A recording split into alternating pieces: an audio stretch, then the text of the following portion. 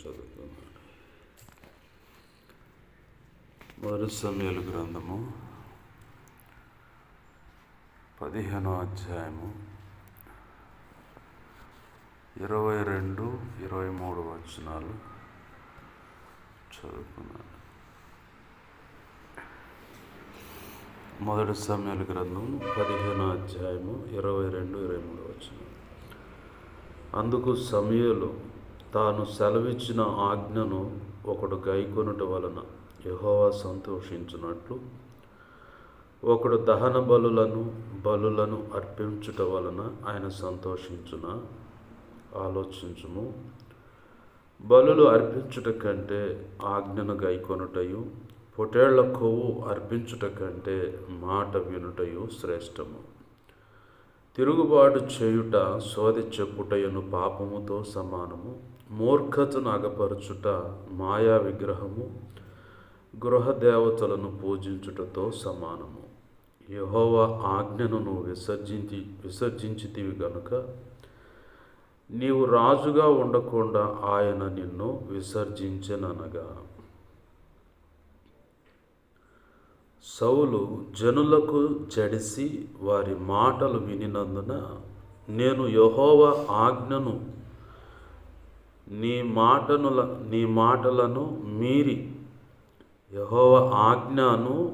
మాటలను మీరి పాపం తెచ్చుకొంటిని. చిన్న మాట ప్రార్థన చేసుకున్నాను. ప్రేమగల మా తండ్రి, నీకు వందనాలు, కృతజ్ఞతాస్తుతులు. మా ప్రభువా, కృప ద్వారా నీవు ఇచ్చిన ఈ లేఖనాన్ని బట్టి కృతజ్ఞతాస్తుతులు. ఈ లేఖనాన్ని విరవండి. ఈ లేఖనము చాటున మీరు దాచిన మాకు అవసరమైన నీ ప్రజలమైన నాతో మాతో నీ చిత్తంలో ఉన్న వారితో ఏం మాట్లాడాలని ఉద్దేశించావో ఆ మాటలన్నీ బయటికి తెచ్చి మీ పక్షం వహించిన మీ దాసు నోట ఉంచి, మీ దాసుని మీ సెలవు చాటును మరుగుపరిచి, మీ దాసుని ముఖాంతరంలోంచి మీరు కనబడుతూ నీ అనాది సంకల్పంలో మీ దాసునికి నువ్వు నిర్ణయించిన ధారాళమైన నీ ఆత్మ నడిపింపు, లేఖన ప్రత్యక్షత, ఆత్మ ప్రత్యక్షత, వాక్శక్తినిచ్చి నీవే నాతో మాతో అందరితో సూటిగా తేటగా స్పష్టంగా మీరు మాట్లాడమని, మీ దాసు నోటిని మీ నోటి బోరగా చేయండి. మా అందరితో మాట్లాడమని బతిమలాడుతున్నాం. ఉపదేశాన్ని అడ్డగించాలని చూస్తున్న దుష్టుడు, వాడి దూతలు, చీకటి అంధకార శక్తులు ఇత్యాది ఇంకేమైనా అడ్డుపడుతున్నా యేసు నామములో నీవిచ్చిన అధికారం చొప్పున బంధిస్తున్నాను.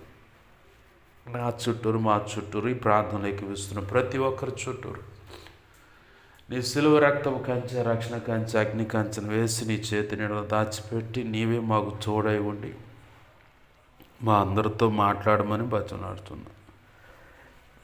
నీ పక్షం వహించిన మీద ఆశనే నేను బలహీను ప్రభా. ఎంత బలహీను నీకు బాగా తెలుసు. నా సమస్త అవిధేయతలు, అతిక్రమ దోషాలు, పాప దోషాలు, అజ్ఞాతిక్రమను పునఃక్షమించు. సిలువ రక్తంలో నన్ను కడిగి పవిత్రపరచు. శుద్ధ జలంతో సమస్త క్రీడా పవిత్రతను కొట్టివే పరిశుద్ధపరిచి ఆనంద తైలాభిషేకం నాపై ఇంకా గొప్పగా ఉంచి పరిశుద్ధాత్మ అగ్నిలో నన్ను పుటమే శుద్ధ సువర్ణంగా మార్చి నీ పరలో శుద్ధ సువర్ణ తైలు నాపై ఇంకా గొప్పగా ఉంచి. హెస్కేల్ 2వ అధ్యాయం 1-2 వచ్చిన ప్రకారం నన్ను మమ్మల్ని అందరినీ నీ ఆత్మతో నింపి చక్కగా నిలబెట్టి మా అందరితో మాట్లాడాయా. అపోస్తుల కార్యం 4వ అధ్యాయం 27-37 వచ్చిన ప్రకారం, యెషయా 51:16 ప్రకారం, మత్తయి 10వ అధ్యాయం 1 వచ్చిన 7-20 వచ్చిన ప్రకారం నీ కృప నాకు దయచేయి. ఇర్మియా 1వ అధ్యాయం 9, 10, 18, 19 వచ్చిన ప్రకారం నీ కృప నాకు దయచేయి. మా అందరితో మాట్లాడమని, నువ్వు మాట్లాడుతుండగా నీ స్వరాన్ని పసిగట్టగలిగే, గ్రహించగలిగే చెవులు, హృదయం, మనస్సును మాకు దయచేయి. ఏ విషయంలో దిద్దుకోవాలో, ఏ విషయంలో లోబడాలో, ఏ విషయంలో నీ చిత్తానుసారంగా అడుగులు వేయాలో అన్ని విషయాలు మాకు విశదపరిచి తేటగా మాకున్న ఈ కొద్ది సమయంలోనే మీరు విశదపరిచి, బోధించి, బలపరిచి నడిపించమని యేసయ్య ఉన్నతనంత శక్తిగల నామమును అడిగి వేడుకొని ప్రార్థించి సమస్తం పొందుకొని నీవిచ్చిన ఈ లేఖనాన్ని బట్టి కృతజ్ఞతాస్తుతులు చెల్లిస్తూ నీ చేతులకి నన్ను మమ్మల్ని అప్పచెప్పుకొని నేను గొప్ప చేసుకుంటున్నావు మా తండ్రి. ఆమేన్, ఆమేన్, ఆమేన్. మంచిది. సమకూడిన నా ఈ మాటలు వింటున్న ప్రతి ఒక్కరికి ప్రభు అయిన యేసుక్రీస్తు వారి పేరిట నా హృదయపూర్వకమైన వందనాలు. అందరికీ వందనాలు. చదువుకున్న లేఖనం మనకందరికీ బాగా తెలిసిందే. ఏంటి ఆ సందర్భం అంటే, ఎక్కడో నిర్గమాకాండం 17వ అధ్యాయంలో జరిగిన ఉదంతం. అంటే అమాలేకీయులు దైవ చిత్తానికి వేరుగా, అంటే దేవుని ప్రజలు వారి దారిని వారు వెళుతూ ఉంటే ప్రజలు అడుగుతారు, దేవుని పిల్లలు అక్కడ నీళ్లు కావాలంటే డబ్బులు ఇచ్చి కొనుక్కో తాగుతాం, ఆహారం కావాలన్నా డబ్బులు ఇచ్చి తీసుకుంటాం, మా పశువులు అవి కూడా మీ పొలాల్లో పడకుండా జాగ్రత్త పడతాం, మీ బావుల్లో నీళ్లు కూడా తాగం, మా దారిని మమ్మల్ని బానేయండి, ఇలా ఇదే ఇక మాకు దారి ఇక లేదు అని చెప్పారు. అయితే ఆడ కావాలని అడ్డం తిరిగి వచ్చారు వాళ్ళు, ఎదురు మూర్ఖంగా. వీళ్ళ గురించి, ఇలాంటి వాళ్ళ గురించి సామెతల గ్రంథం సాక్ష్యం ఇస్తుంది. ఒకడు దారిని పోయి ఒక్కొక్క చెవులు పిండుతాడట. అదేం ఊరకుంటుందా? చార్నాళ్ళ నుంచి చెవుల నొప్పులతో బాధపడుతున్నాను, మంచి పని చేసావు, మర్దన చేశాను ఉంటుందా? పట్టేంత బీకేస్తుంది. అయితే దీనికి భిన్నమైనటువంటి వ్యాఖ్యానం ప్రభు కృపలో నాకు ఇచ్చిన ఆలోచన బట్టి నేను అనే మాట ఏంటంటే, దేవుని పిల్లలు వాళ్ళ పని ఏదో వాళ్ళు చేసుకుంటుంటే, వాళ్ళ భక్తి ఏదో వాళ్ళు చేసుకుంటుంటే ఒకడు మూర్ఖంగా ఎదురొస్తాడు అనమాట. అసలు శపించబడటానికి మనుగడ, అంటే బ్రతకటం అనేది కాలంలో ఉండకుండా పూర్తిగా తుడిచివేయబడటానికి ఒకడు ఎదురొస్తూ ఉంటాడు. ఈరోజు చాలామంది అలాంటి జాబితాలో చేరిన వాళ్ళు ఉన్నారు. ఇది ఆనాడు అమాలేకులుగా ఉన్నటువంటి స్వభావం అన్నమాట. దేవుని పిల్లలను కదిలిచ్చి తన్నులు తింటూ ఒక లెక్క అయితే, మరణం అనేది అనుమతించబట్టు ఇంకో లెక్క.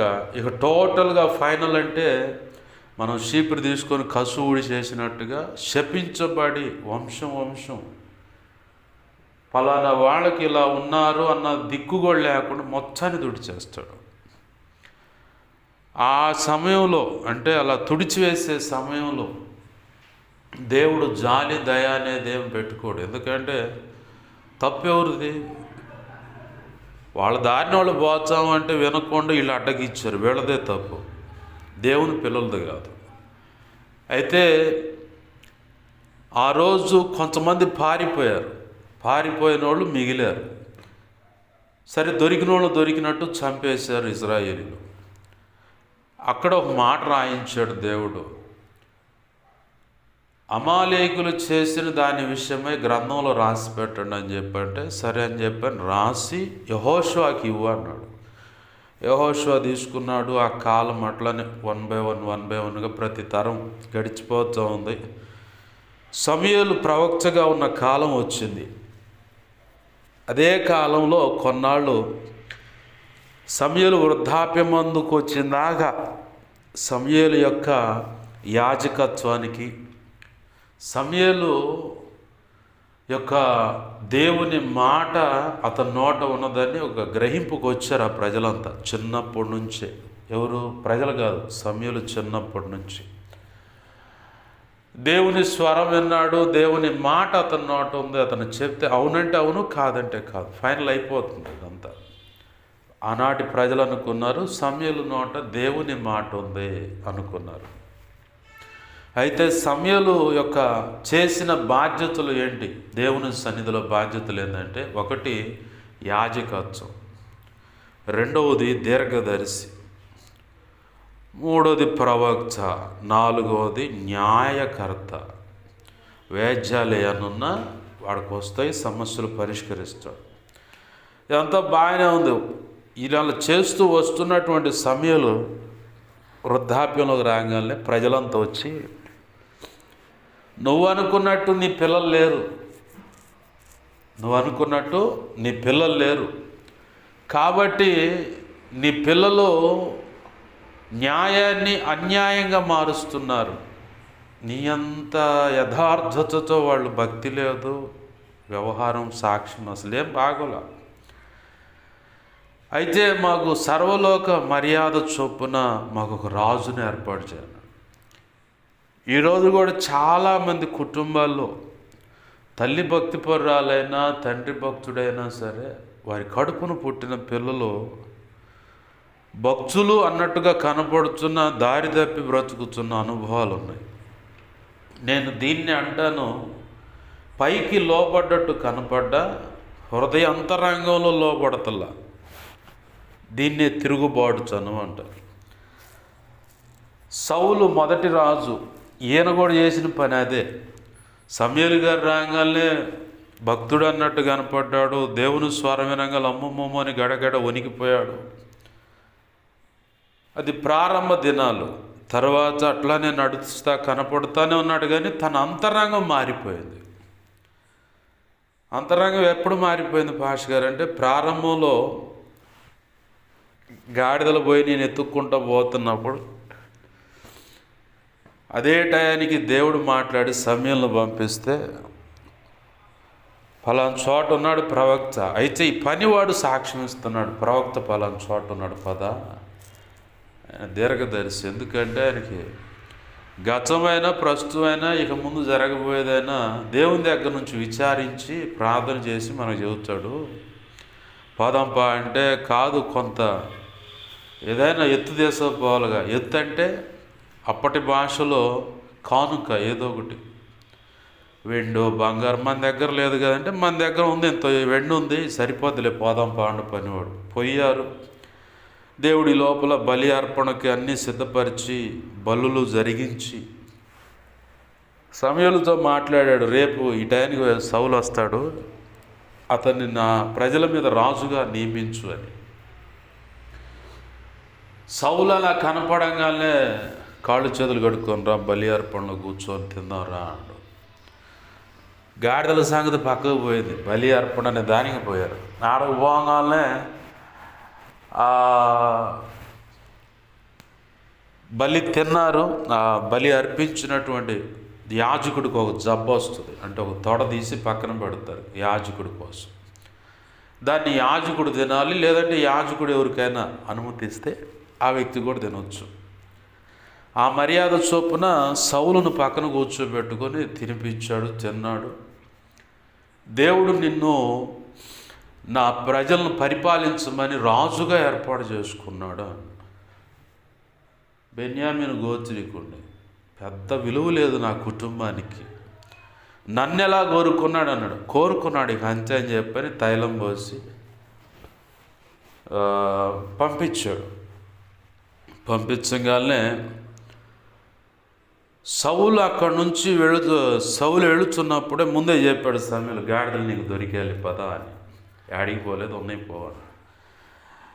ఆ నుంచి వెనక్కి తిరిగి వస్తున్నప్పుడు క్రొత్త మనసు వచ్చిందంట సౌలులోకి. అంతకుముందు కఠినత్వం, వ్యతిరేకమైన పరిస్థితులు.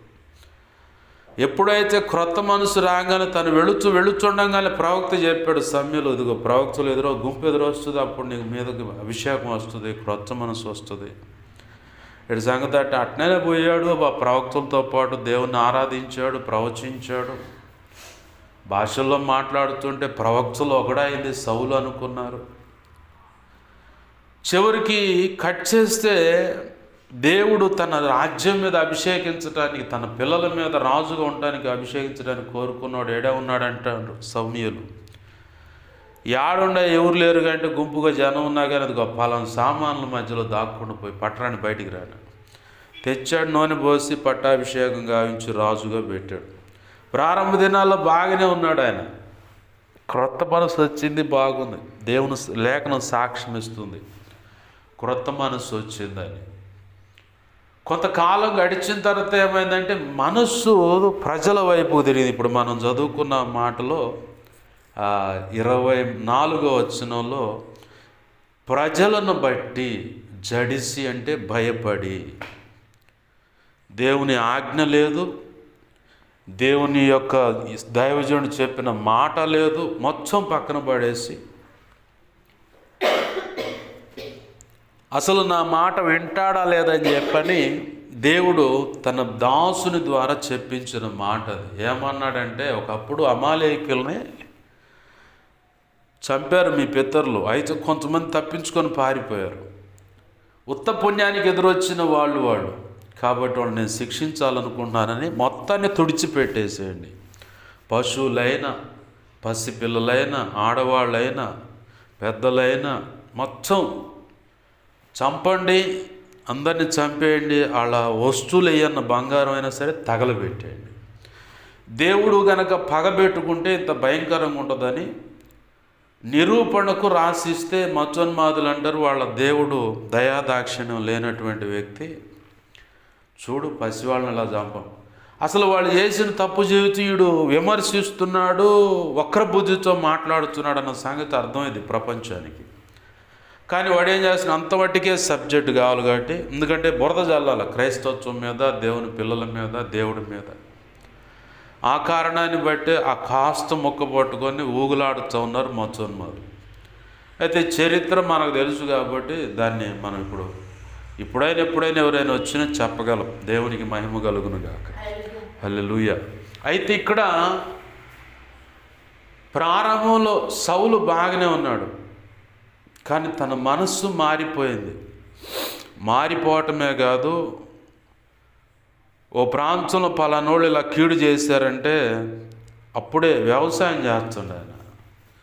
జాతి ఎద్దులు ముక్కలుగా నరికి ఇలా చేస్తానని చెప్పడం రోషంగా కదిలాడు.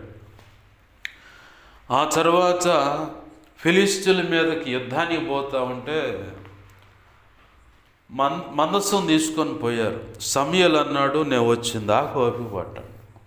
ఓపిక పట్టకుండా ప్రజలు వచ్చి మీద పడతారే అని చెప్పాను. అక్కడ తొందరపడి యాజకుడు చేయవలసిన పని ఇతను చేశాడు.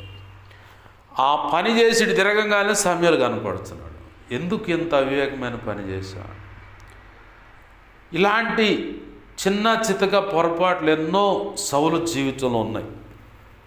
అయినా సరే దేవుడు క్షమిస్తూ ఓర్చుకుంటా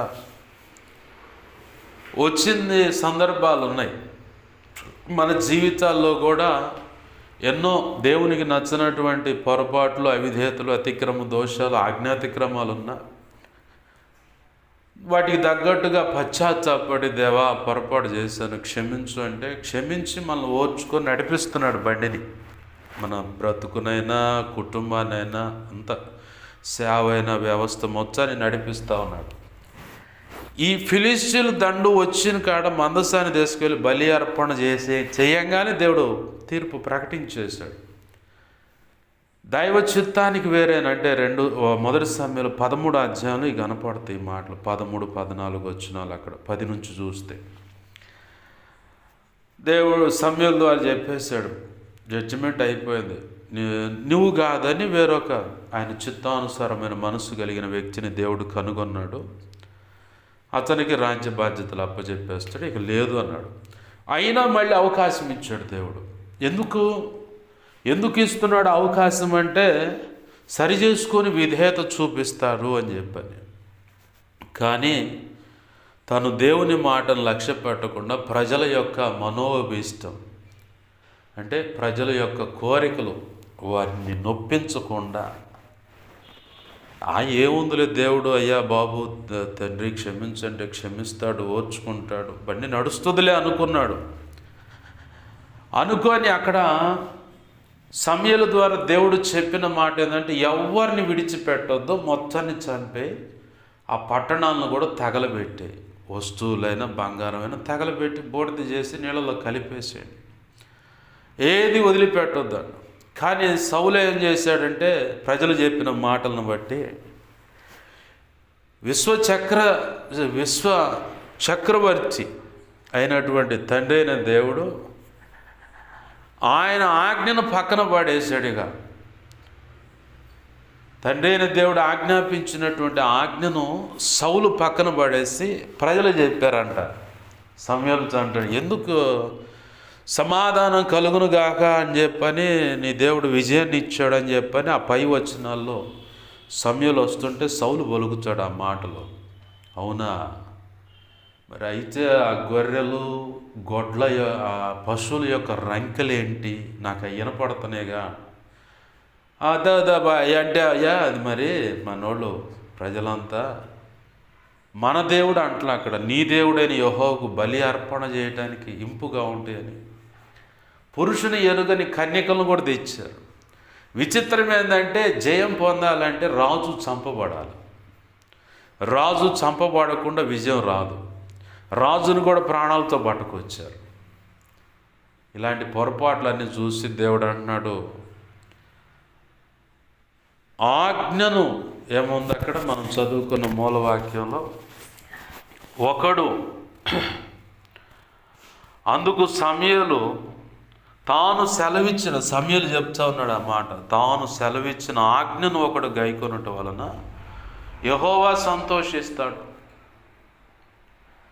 ఇక్కడ మనం గమనించాలి, పిల్లలైనా సరే సమూయేలు యొక్క పిల్లలు చూస్తే హృదయంలో వ్యతిరేకం కలిగి ఉన్నారు.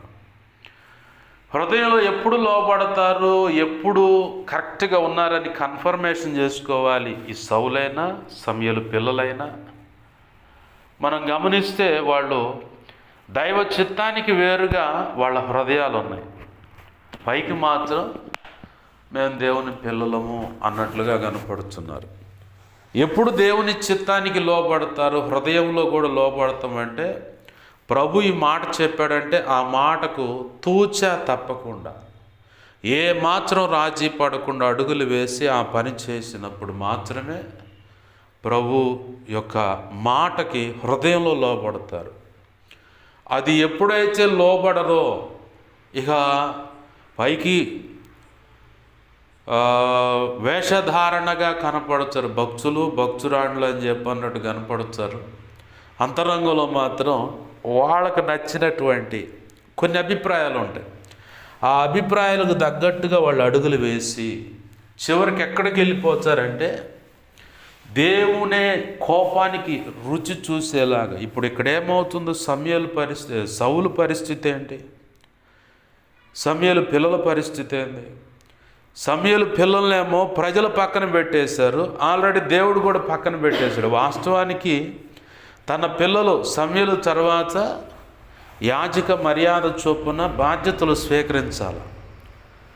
అహరోను ఉన్నాడు, అహరోనుకి 4 పిల్లలు ఉన్నారు. 4లో 2 దేవుని సన్నిధిలో ఉండనటువంటి వేరొక అగ్నిని తీసుకొచ్చారు. దేవుడే మొత్తి చంపేశాడు. వెంటనే తర్వాత ఇంకొక 2 ఉంటే ఆ 2 యాజకులుగా యాజక మర్యాద చొప్పున ప్రతిష్ఠించి దేవుని పనిలో నిలబెట్టుకున్నాడు అహరోను. 2 అయితే వేరొక అన్య అగ్నిని, వేరైన అగ్నిని, ఒక అగ్నిని 2 ధూపం వేయడానికి అన్నట్టుగా తెచ్చారు ఆ ప్రత్యక్ష గుడారంలోకి. వెంటనే దేవుడు మొత్తి చంపేశాడు. మొత్తటం అంటే గట్టిగా చేత్తో గుద్దటం. ఇక అలా మొత్తి కాయలా పడి చనిపోయిన వాళ్ళు బైబిల్లో చాలా కొంతమంది ఉన్నారు. అయితే ఇక్కడ మనం గమనించాల్సింది ఏంటంటే, మొట్టమొదటిగా దేవుడు తన కృపను బట్టి ఇచ్చినటువంటి పిల్లల విషయమై జాగ్రత్తగా భక్తి చేసుకుంటూ వారు కరెక్ట్గా ఉన్నారా లేదని చూసుకోవాలి. ఇదొక కోణం. భక్తులు అని చెప్తారు, మేము కరెక్ట్గానే ఉన్నామంటారు, కానీ ఉంటే ఖచ్చితంగా మొదటిగా దేవుణ్ణి గౌరవిస్తారు, తర్వాత లేఖనానికి లోబడతారు, ఆ తర్వాత దేవుడు ఏర్పాటు చేసుకున్న దైవజనునికి లోబడి విధేయత చూపిస్తారు. ఈ బాగా గుర్తుపెట్టుకోవాలి. ఈ కొలతలో మొదటిగా దేవునికి లోబడతారు, తర్వాత వాక్యానికి విధేయత చూపిస్తారు, వాక్యం ఏం చెబితే దానికి ఆర్డర్ పాస్ అవుతారు, ఆ ఆర్డర్ ప్రకారం నడుచుకుంటారు. మూడవదిగా దైవజనునికి లోబడతారు, గౌరవిస్తారు. దైవజనుడు ఎవరైనా సరే దైవజనుడు అంటే ఖచ్చితంగా గౌరవిస్తారు. లేఖనానికి లోబడి హృదయాంతరంగంలో కరెక్ట్గా ఉన్న వ్యక్తుల్లో కనపడే లక్షణాలు ఇవి ఖచ్చితంగా తల్లిదండ్రులకు. ఎందుకంటే ఈరోజు పరిస్థితులు ఎలా ఉన్నాయంటే, దేవుని పిల్లలనే సైతానుగాడు దారి తప్పించి ప్రేమ అది ఇది గోలని చెప్పని తీసుకుపోయి చివరికి తల్లిదండ్రుల మాట లేదు, ప్రభు వల్ల లేదు, మొత్తం ఎగిరిపోయి రెక్కలు వచ్చిన పక్షుల వల్ల ఎగిరిపోతున్న పరిస్థితులు ఈరోజు చాలా చోట్ల జరుగుతున్నాయి. నిన్నటి దినాన ఓ ప్రాంతానికి వెళ్ళి ఇట్లానే రక్షణ పొందిన ఆడపిల్లే, ఇక వాళ్ళ ఆలోచనలు వాళ్ళు ఇక అసలు ఏమి లేదు, దేవుడు అంటే భయం ఏమి లేదు. దేవుని పిల్ల, రక్షణ పొందిన పిల్ల, అసలు ప్రేమ అనే దారిలో పడిపోయి తల్లిదండ్రుల మాట వినకుండా నేను వెళ్ళిపోతాంటది. అదేమంటే ఆ తల్లి ఎంత కోచతో, గుండె కోచతో ఏడుస్తుందో, భయంకరం అన్నమాట. పిల్లల విషయంలో జాగ్రత్తగా ఉండాలి. అలాగనే రెండవది, సమూయేలు చెప్పినటువంటి మాట సౌలుకి ఏమంటున్నట్టే, ఆజ్ఞను గైకొనుట యెహోవాకు సంతోషం. ఆయన ఏం చెప్తున్నాడో దానికి మనం లోబడాలి. లోబడనప్పుడు ఏమవుతుందంటే, ఇక సమూయేలు చెప్తున్న మాటలు మనం గమనిస్తే అక్కడ సౌలు ఎలా అయితే శపించబడ్డాడో, దేవునికే వ్యతిరేకంగా పాపం చేశాను మనుషులు బట్టి భయపడి అంటున్నాడు. సౌలు ఒప్పుకుంటున్నాడు తన తప్పుని సమూయేలు ఎదుట. ఒప్పుకున్న ఉపయోగం ఏముంది? ఎన్నో పొరపాట్లు జరిగినాయి. ఆ పొరపాట్లు ప్రతి విషయంలో దేవుడు ఓర్చుకుంటూ సహించుకుంటూనే వస్తూ ఉన్నాడు. కానీ ఇక్కడికి రాగానే ఫైనల్గా ఆయన చెప్తున్న మాట ఏంటంటే, ఆయన నీకేం చెప్పాడో దానికి సరెండర్ అయిపోవాలి. నాకు చాలామంది, అంటే ఇక్కడ సమకూడిన వారని కాదులే కానీ గతంలో నేను ఎదుర్కొన్న అనుభవాల్లో కొంతమంది కొన్ని విషయాలు నాకు చెప్పినప్పుడు నేను చాలా సంతోషించా. మన సహోదరులే ఉన్నారు, దేవుడు నాతో ఇలా మాట్లాడాలి, ఇలా వెంబడించమని. ఓకే, వేరే వాళ్ళు ఎవరైనా నాకు ఇట్లాంటి విషయాలు చెప్తే నేను వాళ్ళని దేవునికి అప్పచెప్పచ్చు. ఎందుకంటే వాస్తవికంగా దేవుడే ఆ వ్యక్తితో మాట్లాడినట్టయితే, దేవుని భయము లేఖన కాంతిలో తన బ్రతుకు కరెక్ట్గా సరిచేసుకునే విధం ఉన్నట్లయితే ఖచ్చితంగా దేవుడు చెప్పిన మాటకు వాళ్ళు సరెండర్ అయిపోతారు. దేవుడు నన్ను ఈ పని చేయమన్నాడు కాబట్టి ఈ పనే చేస్తా, ఎవరేమని అనుకుని నాకు సంబంధం లేదు అన్న తీర్మానానికి వచ్చేస్తారు. వాళ్ళేమని అనుకుంటారేమో, వీళ్ళేమని అనుకుంటారు, అసలు ఈ గోలే ఉండదు, మొండిగా దూకేస్తారు. మనకి ఇంకా అర్థం కావాలంటే, ఎలీషా ప్రవక్తగా ఉన్నప్పుడు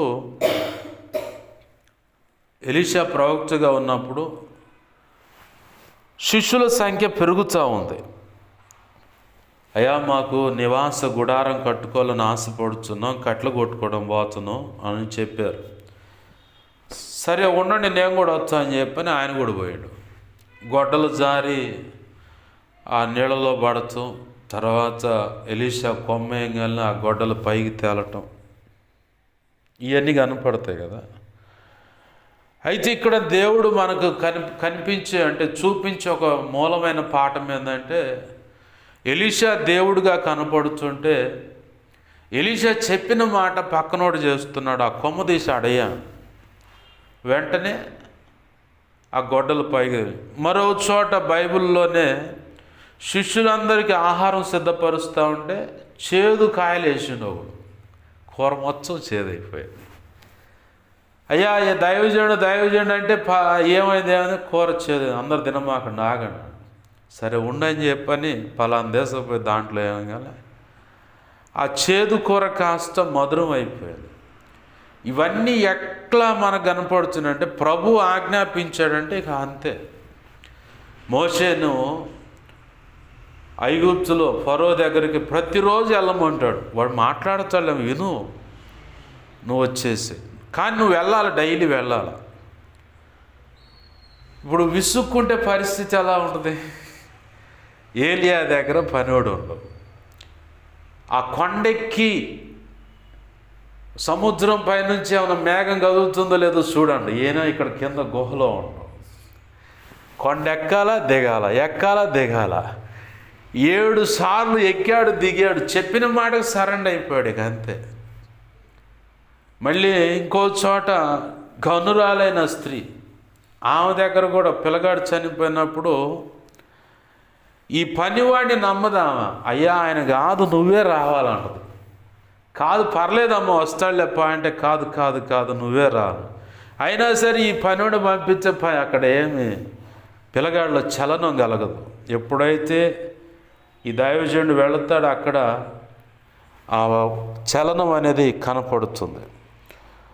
ఏలియా సారెపత్ విధవరాల దగ్గరకు పోగానే అంత పిండి ఉందా ఈ పూట తిని చచ్చిపోదాం తెల్లారంటే ఆయన అంటాడు దాంట్లో కొంచెం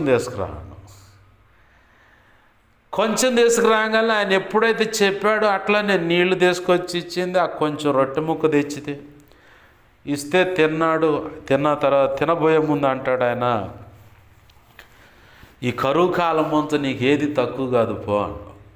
అట్లనే దేవుని కృపను బట్టి ఆమె సమృద్ధి అనుభవించింది. ఎలీషా దగ్గరికి ప్రవక్తల శిష్యుల్లో ఒక ఆమె, అంటే శిష్యుల యొక్క భార్య, అతను వెళ్ళిపోయాడు, కాలం వెళ్ళిపోయి అప్పులోళ్ళు వచ్చారయ్యా కాబట్టి ఇది పరిస్థితి. అంటే నీ దగ్గర ఏముందండి? నూనె కొంచెం ఉంది. అయితే చుట్టుపక్కల ఉన్న ఇళ్ళకాడకు పోయి ఆ పాత్రలో ఎరవు తెచ్చుకోపో అని, అంటే బదులు తెచ్చుకోపో అని. ఆ మాట పోయింది, తెచ్చుకుంది, నూనె నింపుకోమన్న. తర్వాత నేను నింపానయ్యా ఇంకా లేవు పాత్రలు అంటే ఆ నూనెలో అమ్ముకొని అప్పులు తీర్చుకొని మిగతాది నీకు ఉంచుకోమ్మా అన్న.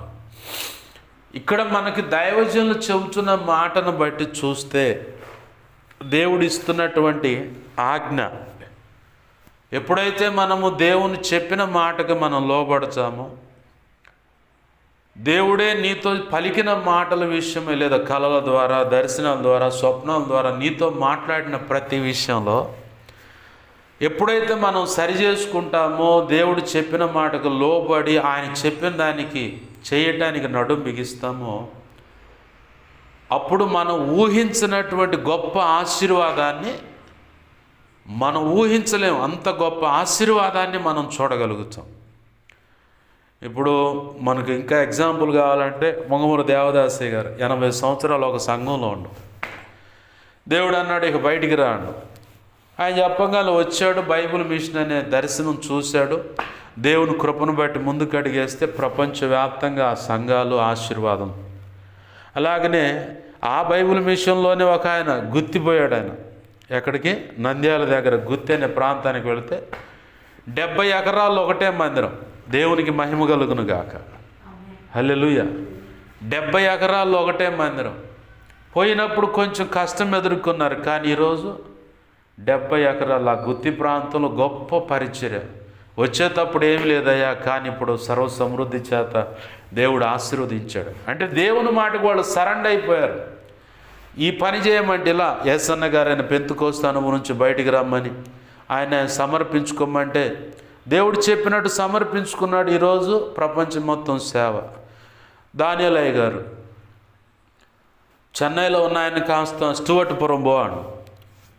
ఎక్కడది? చీరాల ప్రాంతంలో. స్టూవర్ట్పురం బొమ్మంటే ఆడకు పోగానే దేవుడు కృపనిచ్చి ఇవాళ ప్రపంచంలో ఉన్న సంఘాల్లోకెల్లా అత్యధికమైన సంఘాలు కలిగినటువంటి పరిచర్య ఏదైనా ఉందంటే LEF 11 ఇవాంజికల్ ఫెలోషిప్ అనేది. తర్వాత జాషువా డానియేలయ్య గారు ఆయన కొడుకు. తర్వాత ఇప్పుడు ఇంకో ఆయన పేరు ఏదో ఉంది, డానియేల్ అట్టుకుంటా, ఆయన కొడుకు జాషువా డానియేలయ్య గారి కొడుకున్నాడు ఇప్పుడు సేవలో. దేవుడు చెప్పిన మాటకు వాళ్ళు సరెండర్ అయిపోయారు. దేవుడు ఆశీర్వదించాడు, ఉన్నతంగా ఆశీర్వదించాడు. ఈరోజు మనం ఈ మాటలు వింటున్న మనలో ఒకవేళ దేవుడు చెప్పిన దాన్ని పక్కన పెట్టి దైవజనులకు భయపడో, లేదంటే ప్రజలకు భయపడో, ఇంకెవరికో భయపడో, కులానికి భయపడో, లేదంటే మతానికి కుల కట్లకు భయపడో, పెద్దలకు భయపడో, తల్లికో తండ్రికో ఇంకెవరికో భయపడి దేవుడు చెప్పిన దాన్ని పక్కన పెట్టేసి అవతల వ్యక్తుల యొక్క మెప్పును పొందటానికి అడుగులు వేస్తే దేవుడు అంటున్న మాట 23వ వచనంలో నిన్ను రాజుగా ఉండకుండా తీసేశాడు. రాజుగా అంటే దేవుడిచ్చినటువంటి ప్రధానత్వం, దేవుడు నిర్ణయించిన జ్యేష్ఠత్వం అనుకోవచ్చు, దేవుడు నిర్ణయించిన ఆశీర్వాదం అనుకోవచ్చు, దేవుడు నిర్ణయించినటువంటి సేవ కావచ్చు, దేవుడు నిర్ణయించినటువంటి ఆశీర్వాదం కావచ్చు, దేవుడు నిర్ణయించినటువంటి ఏంది, లేదా ఒక భార్య పోస్ట్ కావచ్చు, ఒక భర్త పోస్టుగా, ఒక భార్య స్థానం, భర్త స్థానం తీసేయచ్చు. అలాగే ఒక సేవకుడుగా, సేవకురాలుగా దేవుడు చెప్పిన పని చేయకపోతే ఖచ్చితంగా ఆ పరిస్థితుల నుంచి పక్కకు తప్పించేసి దేవుడు అనుకున్న రీతిగా అడుగులు వేరొక వ్యక్తి వైపుకు ఆయన అడుగులు వేసి ఆయన అనుకున్న రీతిగా ఆయన పని జరిగించుకుంటాడు. కానీ మనం బాగా గుర్తుపెట్టుకోవాలి, మనకు నిర్ణయించిన ఆశీర్వాదం ఆయన చెప్పిన మాట వినని దాన్ని బట్టి, చెప్పినట్టు చేయని దాన్ని బట్టి మనమే చేజేతులారా పోగొట్టుకుంటాం. ఎందుకని దేవుడికి తెలియదా అంటే, దేవుడు స్వేచ్ఛనిచ్చాడు. నిర్ణయం తీసుకునేటువంటి పరిపక్వత నీకుంది. నువ్వు పసికందువు కాదు, తల్లి కౌగిట్లో పాలు తాగేటువంటి పసికందు అయితే ఓన్లే పాపం అది ఇది బాబు అనుకోవచ్చు. నువ్వు నిర్ణయం తీసుకునేటువంటి ఆ మెచ్యూరిటీ నీకు ఉంది. కాబట్టి ప్రభు ఈరోజు మాట్లాడుతున్న మాట, ఆయన చెప్పిన దానికి మనం సరెండర్ అయ్యి అడుగులు వేద్దాండి, హృదయంలో లోబడదాం. ఎప్పుడైతే మనం హృదయంలో లోబడతామో, దేవుడు ఈ మాట చెప్పావు కాబట్టి ఖచ్చితంగా నేను దాన్ని ఆర్డర్ ఫాలో అవ్వాలి.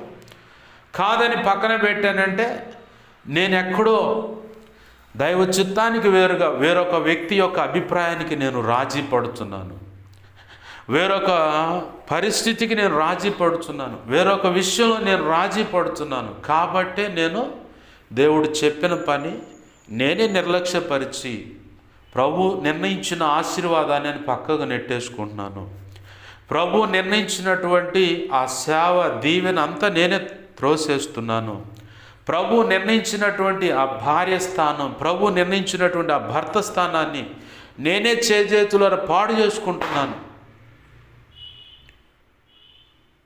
కన్యకైన మరియమ్మ ఆ కాలంలో ఎంతోమంది కన్యకలు ఆతృత పడ్డారంటే యేసయ్యకి నేను జన్మనివ్వాలని. కానీ ఆమెను మాత్రమే కోరుకున్నాడు దేవుడు. యోసేపు డౌట్ పడితే దేవుడు యోసేపుతో మాట్లాడుతున్నాడు, నువ్వు అనుకున్నట్టుగా ఆమె తేడాగా లేదు, కరెక్ట్గానే ఉంది, నీ భార్యగా చేర్చుకోవడానికి భయపడమాకు అని ప్రభు మాటకు సరెండర్ అయిపోయాడు. లోకం కాకుల ఏమన్నా కూసుకొని ఏమన్నా మాట్లాడి నాకు అనవసరం, ప్రభు చెప్పాడు, ఆ మాటకు నేను సరెండర్ అవ్వాలి. ఆ అమ్మాయిని అవమానపరచకూడదు, బాధించకూడదు, నలుగురిలో అల్లరి చేయకూడదు. ఇక మేము ఇలా అడుగులు వేయటాన్ని బట్టి అనేక రకాల మాటలు అంటూనే ఉంటారు, కానీ వాటిని లక్ష్య పెట్టను. ఎందుకంటే సృష్టికర్త అయినటువంటి యేసు ప్రభు వారు నా భార్యగా ప్రదానము చేయబడినటువంటి ఈ కన్యకైన పురుషుని ఎరుగినటువంటి ఈమె గర్భవాసన ఈ భూమి మీదకి రావాలని ఆయన ఆశపడ్డప్పుడు మా మనుగడకు మేము ఇలా ఉన్నామంటే కారణం ఆయనే కదా. ఏదో చేయబోతున్నాడు, ఆ బృహత్తరమైన మహాకార్యానికి నేను సహకరించాలని కన్యకైన మరియమ్మ కానీ యోసేపు కానీ వారి ఇరువురు పక్షంగా ఉన్న తల్లిదండ్రులు కానీ సమ్మతితో ముందుకు అడుగులు వేయటంలో ఎన్నో కారుకోతలు వినపడ్డాయి, ఎన్నో నిందలు అవమానాలు వినపడ్డాయి, అనేక రకాలుగా మాట్లాడారు. భర్తను కూడా అరే ఇడి చేతగా నోడరా, ఇదేదో ఏడ తేడా అదిరా ఇదిరా అన్నా సరే అన్నీ తీసి మొత్తం ఆ ఏట్లో పడేసి అన్నట్టుగా త్రోసేసి ప్రభు సెలవిచ్చిన ఆ మాట మీదే మనసు పెట్టి ప్రభు యొక్క చిత్తం నెరవేర్చడానికి అడుగులు వేశారు. కాబట్టి చరిత్రకి ఎక్కారు. చరిత్రకి ఎక్కేటువంటి ఆశీర్వాదం జీవితం నీకు కావాలనుకుంటే ప్రభు చెప్పిన దానికి సరెండర్ అడుగులు వేసి నిర్ణయాన్ని తీసుకొని ముందుకు అడుగులు పనిలోకి ఆయన చెప్పిన దానిలోకి అడుగులు వేయటం లేదు. వారు వీరని సౌలు అన్నట్టుగా ప్రజలను బట్టి జడిసి, కులాన్ని బట్టి, మతాన్ని బట్టి, ఆ సేవకుడు ఈ సేవకురాలు వాళ్ళు ఏమనుకుంటారని చెప్పని భయపడి జారుకునే మాట అయితే నిన్ను పక్కన పెట్టేస్తాడు, ఇంకొక వ్యక్తిని తెచ్చి ఆడ పెట్టుకుంటాడు, ఆయన అనుకున్న పని జరిగించుకుంటాడు. నష్టపోయేది ఎవరంటే మనమే. ప్రభు చెప్పిన దానికి అడుగులు వేయకుండా ఆయా కారణాలు చూపిస్తూ భక్తి చేస్తున్నా అన్నట్టుగా అడుగులు వేసిన ఆ వ్యక్తులు ఎవరైతే ఉంటారో వారే నష్టపోయేది. దేవుడు చెప్పిన మాటకు ఆన్ ది స్పాట్ నిర్ణయం తీసుకుని అడుగులు వేసిన వ్యక్తులకి కొంచెం ఇరుకు ఇబ్బంది ఉన్నా కానీ చరిత్రకి ఎక్కుతారు. వాళ్ళు చరిత్రకి ఎక్కి గొప్ప ఆశీర్వాదాన్ని పొందుతారు. ప్రభు పాదాలు పట్టుకుందాం, పొరపాట్లు ఉంటే క్షమించమని అడుగుదాం. కనికరించడానికి ఆయన ఎప్పుడూ సిద్ధంగా ఉన్నాడు. క్షమించి అంగీకరించుకోవటానికి ఎప్పుడు సిద్ధంగా ఉన్నాడు. అయితే ప్రభు చెప్పిన మాటకు మనం లోబడి ఆయన అనుకున్న పని చేయటానికి మన హృదయాన్ని స్థిరపరచుకోవాలి, సిద్ధపరచుకోవాలి, ఆయనకు లోబరుచుకోవాలి. ఆయన చెప్పిన మాటకు సరెండర్ అవ్వాలి. ఏ విషయంలో ఎక్కడ దారి తప్పాము, పొరపాటు ఆలోచనలు చేశాము మనకు తెలుసు. మన హృదయంలో మనకు అన్ని విషయాలు తెలుసు. తెలియని విషయాలు, మర్చిపోయిన విషయాలు ఉంటే ప్రభు ఖచ్చితంగా మనకు గుర్తు చేస్తాడు. రండి ప్రార్థన చేసుకుందాం. దేవుని పాదాలు పట్టుకొని, ప్రభువా నీ చిత్తానికి వేరుగా ఎక్కడైనా సౌలు వలె ప్రజలకు జడిసి అన్నట్లుగా నువ్వు చెబుతున్న మాటలకు ఒకవేళ పరిచయ విషయంలో అయినా, సేవ సంఘం అని, లేదా కుటుంబం అని కానీ, లేదంటే భర్త కానీ, లేదంటే భార్య కానీ విషయంలో కానీ, ఏ కోణంలో ఎక్కడ నీవు చెప్పిన మాటను పక్కన పెట్టి నేను అనుకున్న రీతిగా అడుగులు వేసి కులాన్ని బట్టి భయపడచ్చు, మతాన్ని బట్టి, కుల కట్లను బట్టి భయపడచ్చు, ఆ దైవజనులను బట్టి భయపడతాం, పరిచయను బట్టి భయపడతాం, ఇతర సంఘాలను బట్టి భయపడతాం, ఇతరులను బట్టి వాళ్ళేమంటే వీళ్ళేమంటారని భయపడతాం, లేదంటే సంపాదనే ముఖ్యం అనుకొని దాని మీద దృష్టి పెట్టి నీ పని నిర్లక్ష్యపరిచున్నా. ఏ కోణంలో ఎక్కడ ఏ రీతిగా పొరపాటు జరిగిందో నీకు బాగా స్పష్టంగా తెలుస్తున్నదయ్యా. దయతో ఆ విషయాలు జ్ఞాపకం చేసి నా జీవితంలో నా వల్ల ఏదైనా పొరపాటు ఉన్నా, లేదు ఈ ప్రార్థనలు ఎక్కివిస్తున్న వ్యక్తులు వారు దేవాన్ని ఎదుట మొరపెడుతూ వారు తొంగి చూసుకొని సరి చేసుకుంటున్న బిడ్డలు ఉన్నట్లయితే దీవించండి, ఆశీర్వదించండి, నీ చిత్తానుసారంగా నడిపించండి. లేదు ఇంకా సౌలు వలె అనేకమైన పొరపాట్లు చేస్తూ కూడా చివరిలో ఇదిగో ఇది ఫైనల్ జడ్జిమెంట్ అయింది సౌలుకి. ప్రజలకు జడిసి అన్నాడు. అనేక కారణాలను బట్టి ఒకవేళ నీ చిత్తం నెరవేర్చడానికి సేవకు ముందుకు రావట్లేదేమో, అయా సంఘ పరిచర్యకు ముందుకు అడుగులు వేయట్లేదేమో, ఏ కోణం ఇదిగో ఇది వద్దంటే అది చేయడానికి అడుగులు వేసి ఎక్కడైనా నిన్ను దుఃఖపరిచి ఇదిగో చివరికి సౌలును పక్కన పెట్టినట్టుగా నేనే ఒకవేళ పక్కన పెట్టబడుతున్నానా అన్నట్లుగా నీ ఎదుట మొరపెడుతున్న బిడ్డలు ఉంటే సరి చేసుకుంటున్నట్లయితే క్షమించండి అయ్యా, అవకాశం కలుగు చేయమని బాధ్యలాడుతున్నాం. నీ చిత్తానికి సమస్తాన్ని నన్ను మమ్మల్ని అప్పచెప్పుకుంటున్నాం, సహాయం చేయండి. నీ వాక్యాన్ని హెచ్చించుకుంటున్నావు, నీ నామాన్ని గణపరుచుకుంటున్నావు. 2 తిమోతి 1:12 ప్రకారం నన్ను మమ్మల్ని చేతులకు అప్పచెప్పుకుంటున్నాం. మాకు మా మీద ఇంకెవరికైనా కళలో, నిద్రలో, దర్శనం, స్వప్నాలు చూపించబడ్డ సమస్త చీకటి శోధనటి ప్రభావం యేసు నామములో మత్తయి 16:18 మత్తయి 18:18 ప్రకారం ఈ మహాపునరుద్ధాన శక్తిని బట్టి సిలువ రక్తాన్ని బట్టి బంధిస్తున్నాను, లయపరుస్తున్నాను.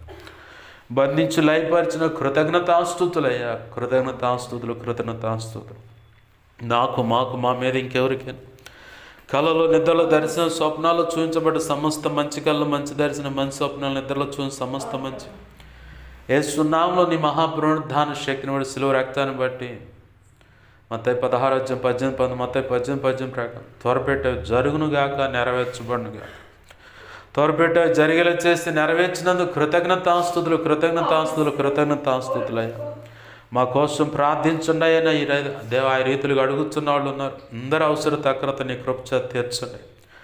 మా సంఘ దైవజనుడు తెలియపరిచి ప్రార్థన చేయించమని, దైవజనుడు ద్వారా మా సంఘ తెలియపరచమని అడుగుతున్న బిడ్డలు ఉన్నారు ప్రభు. వారు అందరూ అవసరత నీ కృప తీర్చండి. నా కోసం, పరిచర్య కోసం, గతంలో ఇప్పుడే నీకు ముందైనా ఉపవసించి వ్యక్తిగత కుటుంబ ప్రార్థన అనేక రీతులు ప్రార్థిస్తున్న బిడ్డలు ఉన్నారు. దీవించండి, దర్శించండి, రక్షించండి. ఆధ్యాత్మిక, భౌతిక, ఆర్థిక, ఆరోగ్యపర కొలతలేని దీవెనించి బలపరిచి అభిషేకించి నీ సేవలో గొప్పగా వాడుకోమని బతిమలాడుతున్నాను. ఈ ప్రాంతంలో ఉన్న సేవ, పరిచర్య, గతంలో దర్శించిన కుటుంబాల వ్యక్తులను నీ చేతులకు అప్పచెప్తున్నాను. పరిచర్యకి ఇలా సహకరిస్తూ నీ కుటుంబాన్ని, బిడ్డలను, కలిగిన సమస్తాన్ని నీ చేతులకు అప్పచెప్పి ఆశీర్వదిస్తున్నాను. నీవు కూడా ఆశీర్వదించమని బతిమలాడుతున్నాను ప్రభువా. సహోడు కళ్యాణ్ని నీ కుమార్తె ఆసక్తి కలిగి ప్రార్థన చేస్తూ ఉంది. ఆ కళ్యాణ్ అనే వ్యక్తి విషయంలో అతని భార్య, పిల్లలు, కుటుంబ సభ్యులను కూడా దర్శించు, రక్షించు. ఈ సంఘంలో మూలస్తంభంగా వారు ఉంటారని చెప్పాను. దేవా, నీవే కార్యం జరిగించమని నీ దేవా సహోదరుడు కళ్యాణ్ అనే ఆ సహోదరుడు ప్రభు రియల్ ఎస్టేట్ వ్యాపారంలో ఉన్నాడు. అతను ఆ బంధకాల నుంచి, చీకటి అంధకార శక్తులు కీడు నుంచి తప్పించు, రక్షించు. నీ కార్యం జరిగించమని బతిమలాడుతున్నాను. అన్ని విషయాలు తోడు నడిపించండి అయ్యా. నీ చిత్తమైన సమయంలో ఆదివారం ఆరాధనలు ఇక్కడ ప్రారంభించబట్టానికి సహాయం చేయి. నీ చిత్తమే నెరవేర్చమని ఉంటున్న నీ బిడలకు బయలువెళ్తున్న నాకు నీ కృపా, కాపుదల, భద్రత, క్షేమ, సమాధానం దయచేయమని, సమస్త చీకటి అంధకార శక్తులు, బంధకాల నుంచి నీ ప్రజలకు విడుదల కలుగునుగాక, స్వస్థత, ఆరోగ్యం కలుగునుగాక. అన్ని విషయాలు తోడు నడిపించి సహాయం చేయండి. ప్రార్థనకి ఇస్తున్న వారికి కూడా ఈ కృప కలుగునుగాక, సహాయం చేయమని యేసయ్య నామములోనే ప్రార్థించి సమస్తం పొందుకొని బిడ్డలను ఆశీర్వదించి దీవించి నీ చేతులకు అప్పజెప్పి మాయింపరుచుకుంటున్నాం మా తండ్రి.